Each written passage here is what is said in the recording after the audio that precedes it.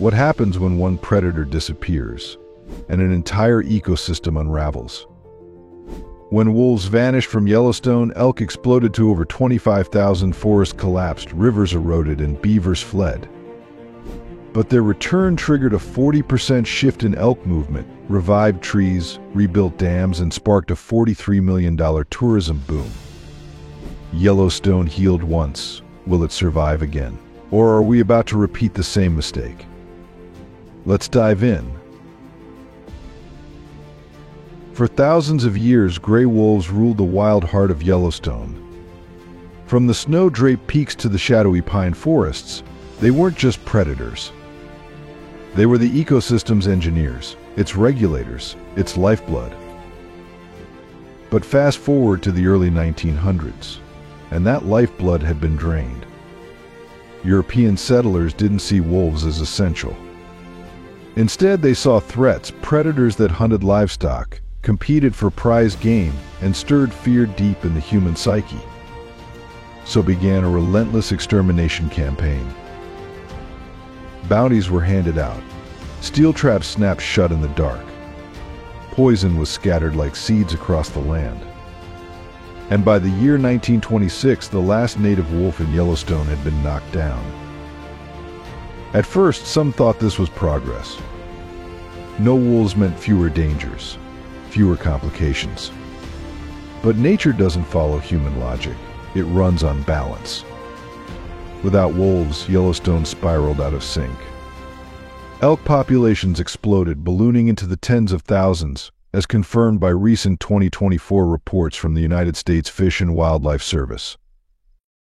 Unchecked, the elk stopped migrating.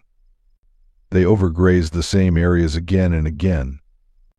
Willow stands, aspen groves, and cottonwoods were gnawed to the brink. Riverbanks, once held firm by roots and shaded by leaves, eroded into mud. Birdsong faded. Beavers, without access to the branches they needed to build dams, dwindled until they were almost gone. Contrast that with archived photos from the early 1900s. Yellowstone was thriving with lush wetlands, flowing streams, herds in motion, and beavers building intricate habitats.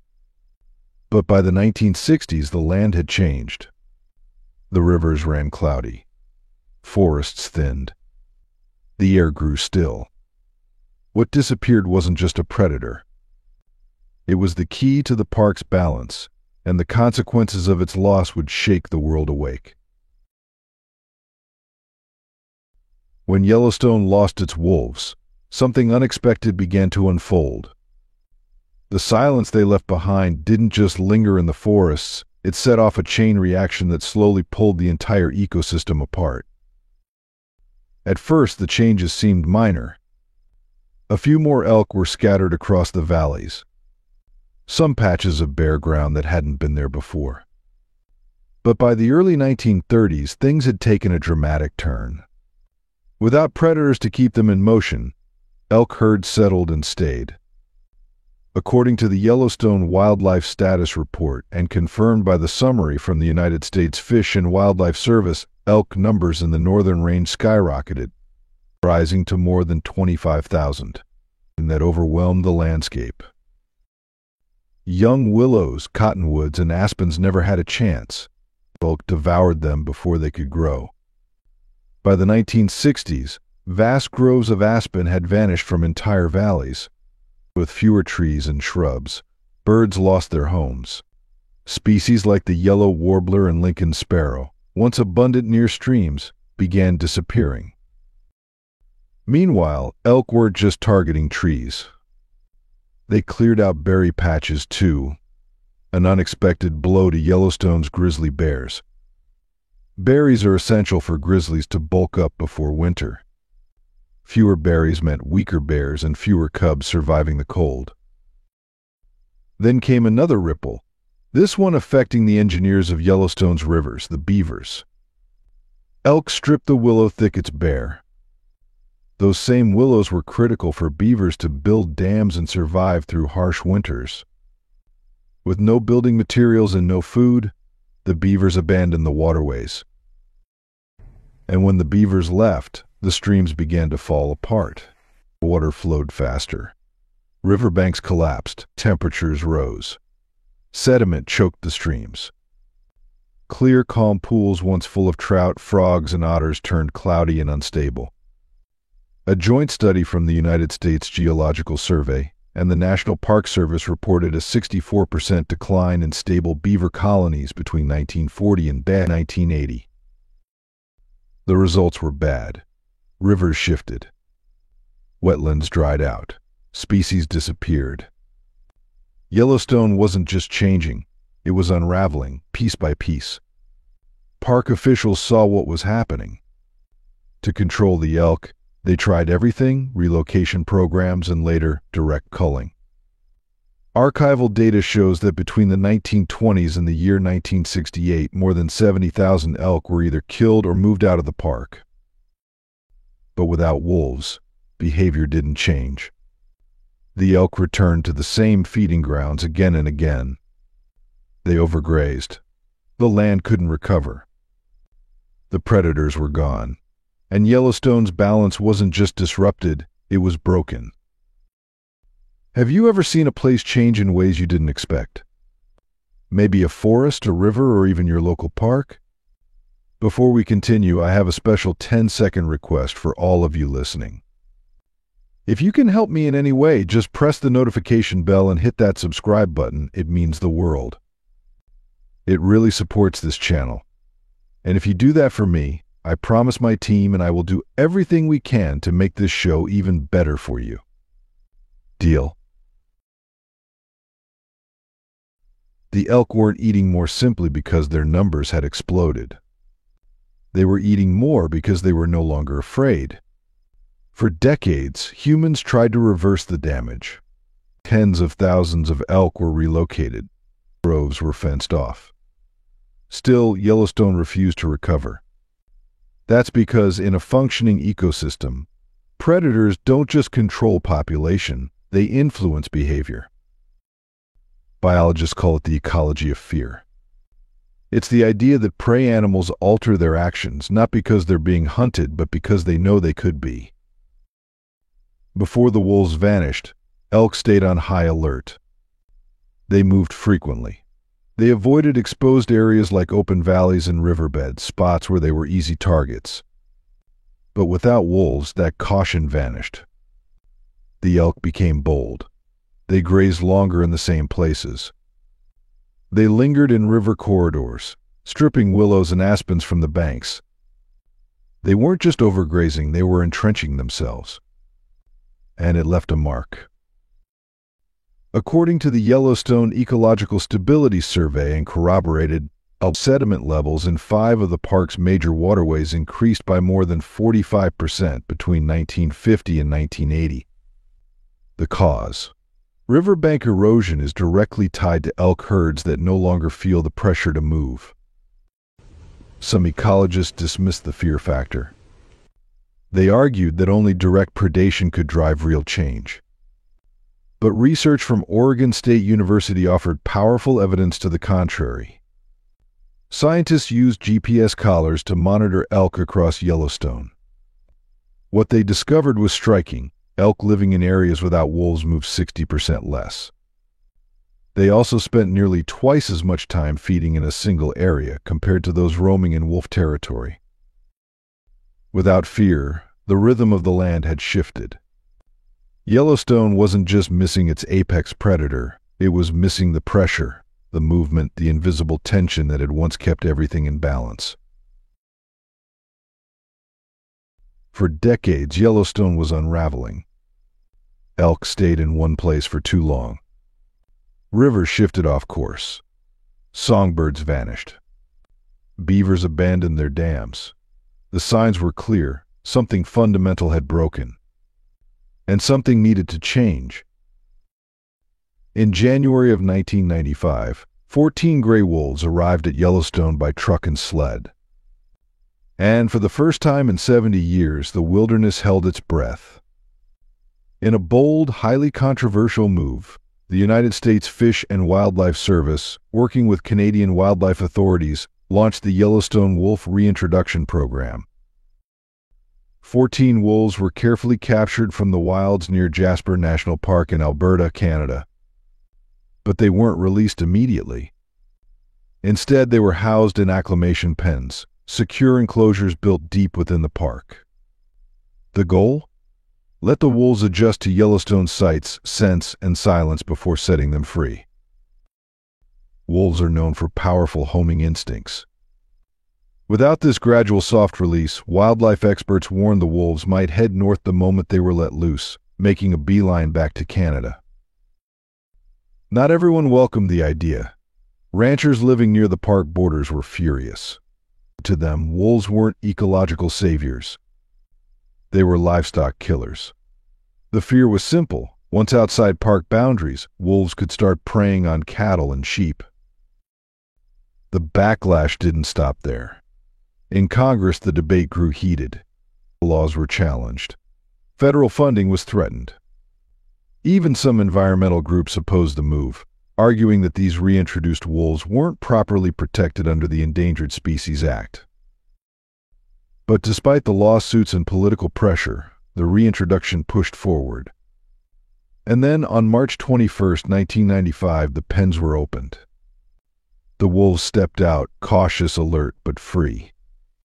By the end of 1996, Yellowstone was home to 31 wolves. Just 10 years later, the Greater Yellowstone Ecosystem Wildlife Survey reported more than 170 wolves living in 14 active packs across the region. The ripple effects of their return would be nothing short of astonishing. Was bringing wolves back a risk worth taking? Or was it a gamble that could have gone either way? Let us know your thoughts in the comments below. Would you have opened the gate? At first, the changes were subtle, hard to notice. But within just a few months of the wolves' return, Yellowstone began to shift. Elk, once bold and stationary, no longer lounged in riverbeds or grazed endlessly in open valleys. With wolves back in the ecosystem, they became cautious, constantly alert, always moving. According to the Yellowstone Elk Movement study by the United States Geological Survey, elk altered their travel patterns by more than 40% within the first 3 years of wolf reintroduction. The herds began steering clear of stream banks and lowland meadows, exactly the places that had suffered the most damage. And once the elk moved on, something extraordinary happened. Aspen groves, stripped bare for decades, started to recover. Willow shoots that once never grew above a few inches began to rise. Cottonwoods, nearly wiped out in parts of the park, began regenerating. Then came the beavers. By the year 2001, only one known beaver colony remained in Yellowstone. But as the willow stands returned, the beavers followed.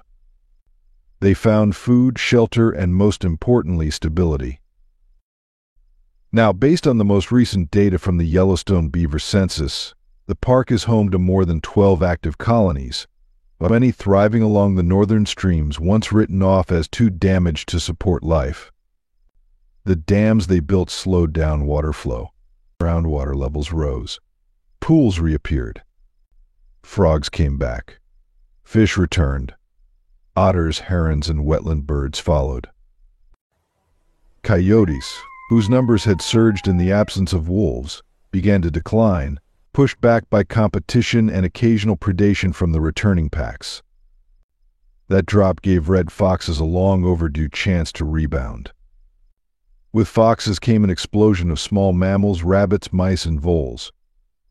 And with those came hawks, weasels, and badgers. Ground nesting birds thrived too, shielded by thicker vegetation and safer from predators. As plant life strengthened and riverbanks stabilized, water quality improved. Sediment levels fell. Stream flows became smoother and more consistent. In some areas, entire river channels shifted, no longer carved by erosion, but reshaped by beaver dams and anchored by roots. It was a living example of what ecologists call a trophic cascade, when the return of a top predator ripples down through every level of an ecosystem, from tree to trout. As Yellowstone's rivers slowed and its forests sprang back to life, people came, not just hikers or campers, but travelers from across the globe, all chasing one thing: a glimpse of Yellowstone's most elusive predators. According to the United States National Park Service, by the year 2005, more than 100,000 visitors came to Yellowstone specifically to see wolves. That alone generated an estimated $30 million in economic activity for nearby communities. Guided tracking tours, wildlife photography expeditions, and multi-day spotting trips began to appear. By the year 2021, premium wolf watching packages were commanding serious prices. Some tours started at $950 per day. Others, like the luxury package offered by the Four Seasons Jackson Hole, included private flights and guided safaris, starting at $116,000, and often booked out months in advance. As of the Montana Office of Tourism's 2024 economic report, wolf-related tourism now brings in more than $43 million every year to the greater Yellowstone region. With riverbanks reinforced by vegetation and erosion slowed by beaver activity, the Yellowstone River has become noticeably cleaner. This river provides drinking water to over 106,000 residents of Billings, Montana. The improved clarity has cut water treatment costs and revitalized local fish populations, boosting both recreational fishing and small-scale livelihoods in the region. According to the United States Department of Agriculture's Wildlife Service's annual loss report, livestock losses due to wolves now make up less than 1% of total reported deaths annually across Montana, Wyoming, and Idaho. Many ranchers are now part of compensation programs such as those run by Defenders of Wildlife, which reimburse verified losses and support coexistence. Back in the 1980s, Yellowstone stood on the brink, its rivers choked with sediment, its trees vanishing, its ecological balance shattered. Today, it's something entirely different.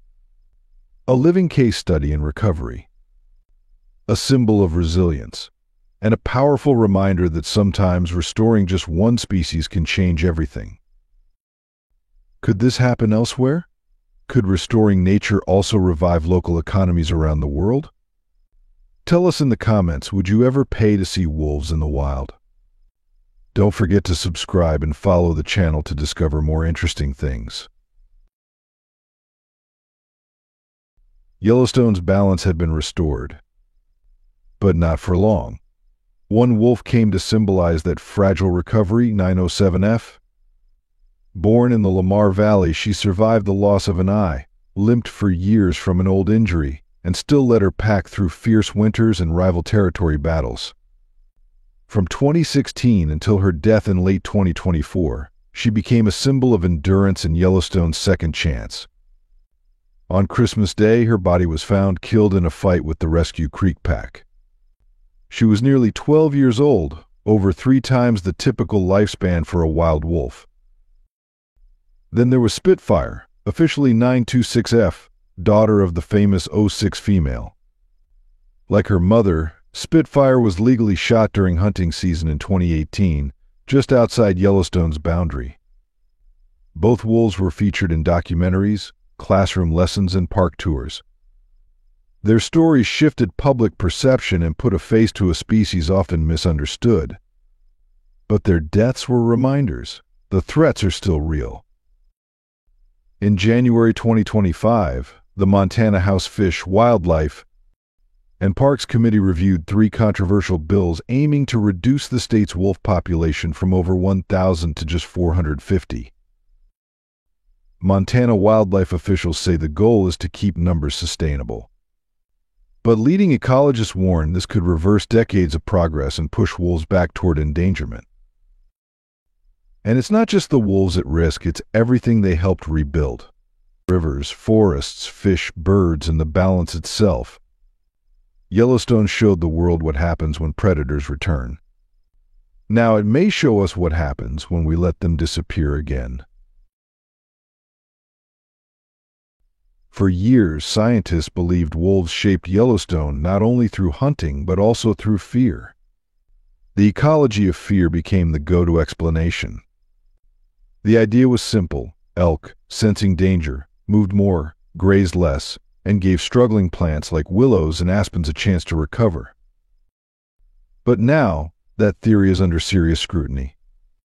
In late 2024, a new study by the University of Wyoming and the United States Geological Survey was released after more than 2 decades of fieldwork. Researchers tracked 113 aspen groves across northern Yellowstone, analyzing elk feeding patterns, predator presence, and tree growth rates over time. Their findings? Surprising. Elk weren't consistently avoiding areas with wolf activity. Female elk often continued to graze near sites where wolves had recently made kills, especially during winter months. Even more striking, the most significant tree recovery didn't happen in areas where elk were scared off. It happened where wolves were actively attacking them. According to the Yellowstone Long-Term Vegetation Study, tree height increases in zones with frequent wolf predation were more than 4 times greater than in zones with little wolf activity, even though elk were present in both. This challenges the classic theory. It suggests that fear alone wasn't enough. Direct predation, wolves actively reducing elk numbers, played a much bigger role in Yellowstone's recovery. So, what does this really mean? Was the ecology of fear just an oversimplified feel-good idea? Or is nature's balance more complex than we ever understood? The debate is still alive. Some ecologists argue that fear still has a long-term influence on elk movement and behavior. Others say the recovery only happened because predator pressure and human hunting brought elk numbers low enough for ecosystems to breathe again. Yellowstone's revival isn't just about fear. It's about force and the raw mechanics of the food chain. Yellowstone's recovery wasn't just about wolves. It was about restoring relationships between species, soil, and water. Beavers returned. Streams cleared. Birds sang again. Forests grew back. Elk, once overabundant and destructive, moved with a new rhythm. According to the Greater Yellowstone Biodiversity Index, more than 30 species have rebounded since wolves were reintroduced, ranging from aquatic insects to bald eagles. But Yellowstone's revival wasn't about numbers. It was about reconnecting the broken threads of an ecosystem. For years, humans treated nature like a machine, tuning one part at a time. But Yellowstone reminded us that nature is alive, emotional, and interconnected. Every species matters, including us. Today, the impact of that recovery echoes far beyond the park. It shapes policy, fuels education, and inspires stories around the world. What happened at Yellowstone wasn't just a comeback. It was a revelation and a warning. When nature is allowed to lead, the wild remembers how to heal. If you enjoyed today's video, please give it a like and don't forget to subscribe to the channel. Your support means a lot to us. Click on the video that appears on your screen right now. I hope you'll love this content. Comment below about the next topic you'd like to see featured on our channel. Thank you so much for watching, and we'll see you in the next video. Thanks for being with us. Leave a comment, like to show your support, and remember to hit that subscribe button for more exciting videos. See you next time.